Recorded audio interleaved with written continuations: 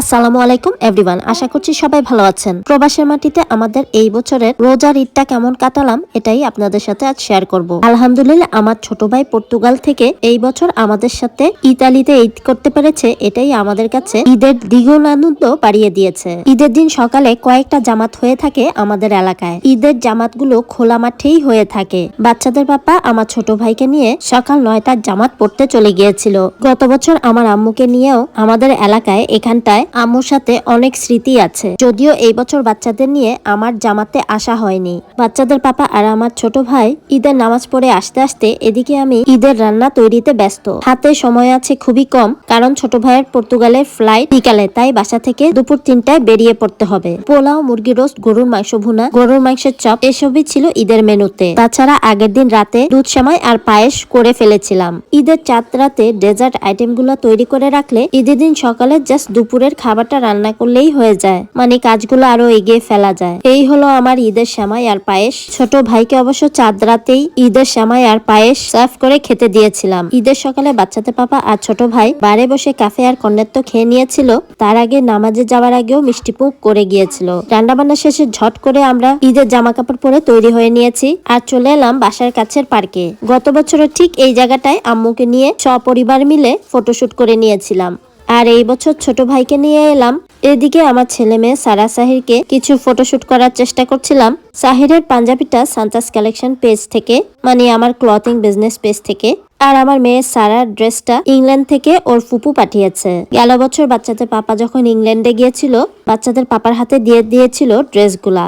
যদিও সাহিরের ফুপুর দেওয়া পাঞ্জাবিটা এবার পরেনি। বাপ ছেলের দুজনের পাঞ্জাবিটাই সান্তাস কালেকশনের পেজ থেকে। এদিকে আমার মেয়েকে কিছু ফটোশুট করানোর জন্য বলছিলাম একটু ঘুরতে। এবার ভাইয়ের সাথে কিছু ফটোশুট করতে চলে এলাম। ঈদের দিনটা বেশ সুন্দর রোদ উঠেছিল, ওয়েদারটা খুব সুন্দর ফকফকে ছিল, তাই আমাদের কারোই শীতের জ্যাকেট পরা লাগেনি। গত বছর যে আম্মুকে নিয়ে এই পার্কে এসেছিলাম আর ফটোশুট করেছিলাম, সেটাই আমার ছোট ভাইকে শেয়ার করছিলাম। এই জায়গার ফটোশুটের সিনারিওটা খুব সুন্দর হয়, তাই সপরিবার মিলে এখানেই ফটোশুট করে নিচ্ছিলাম। আরো কিছুক্ষণ টাইম স্পেন্ড করলাম এখানটায়। বাচ্চারাও কিছুক্ষণ পার্কে খেলাধুলা করে নিল। এলাকার বাইরে দূরে কোথাও গেলে বাসায় গিয়ে খাওয়া দাওয়া করে দেন ভাইয়ের ফ্লাইট ধরতে ধরতে দেরি হয়ে যাবে, তাই এলাকার বাইরে আর কোথাও ঘুরতে যাওয়া হয়নি। আমার আম্মা ছোট বন্ধুটাও অনেক বেশি এক্সাইটেড ছোট ভাই আমাদের সাথে ঈদ করতে পারার জন্য। পুরো পরিবার মিলে একসাথে ঈদ করতে কবে পারবো তা জানি না। আমরা যারা প্রবাসে থাকি আর ভাই বোন এক একজন এক এক দেশে থাকি, তাদের জন্য অনেক টাফ হয়ে যায় ঈদের ওকেশন গুলাতে পুরো পরিবার একসাথে জয়েন করার। যখন ভাগ্যে থাকবে তখনই একসাথে মিট করতে পারবো। তারপরও আলহামদুলিল্লাহ ভাই বোন ইউরোপে থাকলে মিট হওয়ার চান্স অনেক বেশি থাকে। এদিকে আমার টুনটুনি পাখিরা বসে আছে, সেই ফাঁকে ওদের আরেকটু ফটোশুট করে নিচ্ছিলাম। এবার বাড়ি চলে যাওয়ার পালা। বাই দ্য ওয়ে, আমার এই সুন্দর পার্সটা এইবার ঈদ উপলক্ষে আমার ছোট ভাই কার্পিসা থেকে গিফট করেছিল।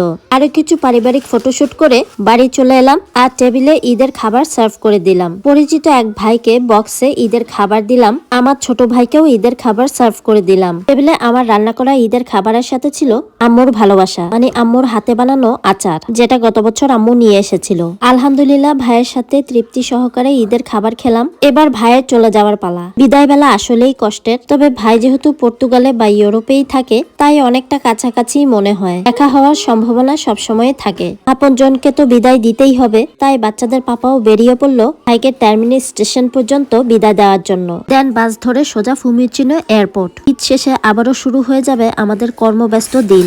আর এইভাবেই প্রবাসে আমাদের এই বছরের ঈদ ছোট ভাইয়ের সাথে ঈদ উদযাপন করলাম। সবার ঈদ কেমন কাটলো অবশ্যই কমেন্টস করে জানাবেন। ভিডিওটা কেমন লাগলো তাও জানাতে ভুলবেন না। সবাই ভালো থাকবেন আর আমার ছোট্ট পরিবারটার জন্য দোয়া করবেন। সাথে আমার ছোট ভাইয়ের জন্য দোয়া করবেন। আমার তরফ থেকে রইল ছোট ভাইয়ের জন্য অনেক অনেক শুভকামনা আর দোয়া। ছোটবেলায় ছোট ভাইকে কোলে পিঠে মানুষ করলেও এখন ছোট ভাইটা অনেক বড় হয়ে গেছে, অনেক দায়িত্ব নিতে শিখেছে আলহামদুলিল্লাহ। শেষ বেলায় ছোট ভাইয়ের স্মৃতিটা রেখে দিলাম। বড় হয়ে গেলে আমরা কেউ আর চোখের জল দেখতে বা বুঝতে দেই না। হ্যাঁ, আর এটাই বাস্তবতা। ভালো থাকুক পৃথিবীর সকল ছোট ভাই বা বোনরা। সকলেই ভালো থাকবেন। আজ এই পর্যন্তই। আল্লাহ হাফেজ। আসসালামু আলাইকুম। Thanks for watching.